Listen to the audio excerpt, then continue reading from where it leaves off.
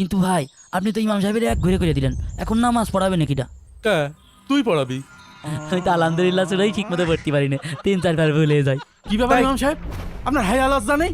আল্লাহর ঘরে আসবো কিসের হায়া লজ্জা? আর এখন থেকে আমি প্রতিদিন এই মসজিদে নামাজ পড়াতে আসবো আর আজান দিতে আসবো।